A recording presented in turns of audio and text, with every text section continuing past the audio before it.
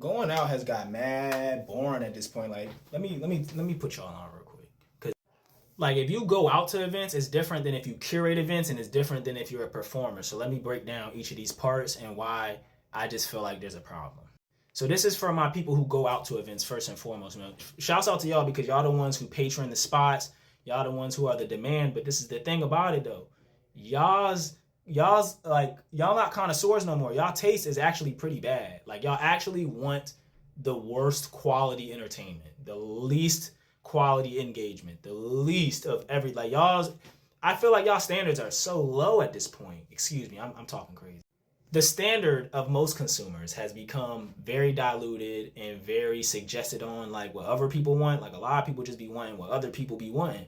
They don't even be truly be knowing like what they want for themselves. It really just be like, yo, all right, this is everybody wants to see her, so I want to see her. Everybody's eating that, everybody's drinking that. I'm gonna eat and drink that. It's like it's a very like, oh, I just want to fitting in vibe, which is totally understandable because the consumers are coming out to get a sense of who they are, maybe learn something about themselves or experience something that's meaningful to them. So if you're somebody who consumes stuff, let me know how y'all think because that might have hit hard. And let me throw some compliments y'all way. Even though I did start off with some compliments, I'm going to sandwich this now, right? Because I started talking about how y'all are the lifeblood, y'all are the demand, you know what I'm saying? Y'all are the people who make it possible. And y'all are also the people who have the ability to champion somebody who's never had a chance before, right? Like, we the ones who make people go viral. We the ones who are, exceptional about showing up with enthusiasm and excitement for the people who really mean the most to us. And that's why we can see the difference when it's somebody that we don't really care about, right? It's really classic these days. So I'm going to go actually now into the event coordinator or event venue part, right? So it's like, as an event coordinator, the worst thing you want to see is people on their phones. Like if people are in the venue on their phones, even if it's packed, if they're on their phones, that means the entertainment isn't doing very well.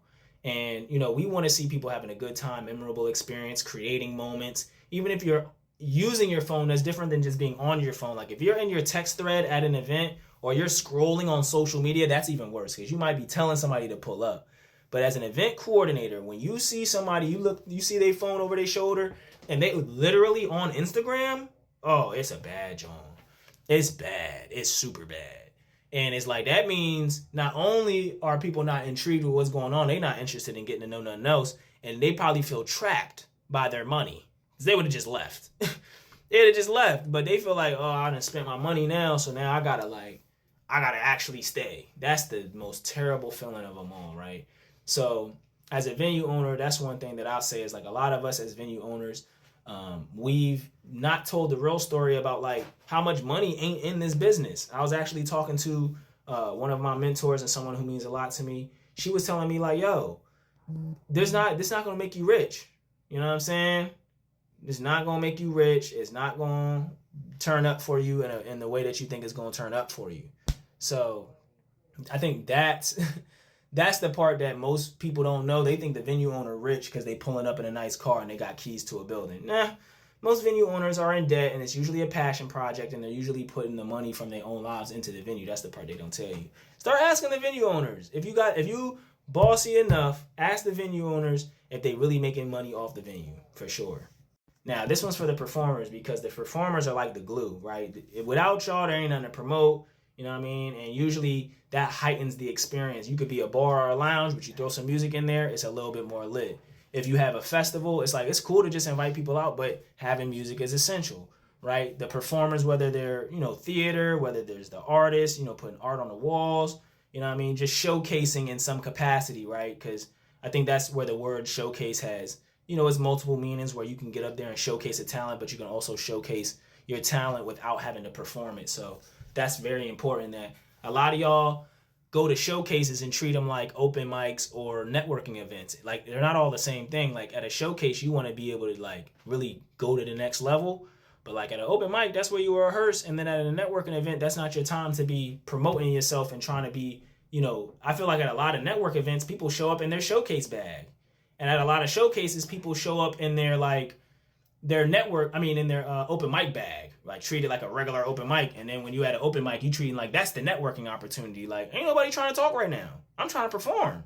You know what I mean? And a lot of people use open mics, especially performers, as, networking building opportunities. And it's like, nah, this is the time for you to get your skills together, bro. This is where you practice, and why you trying to meet new people at an open mic? It shouldn't even matter who in the crowd.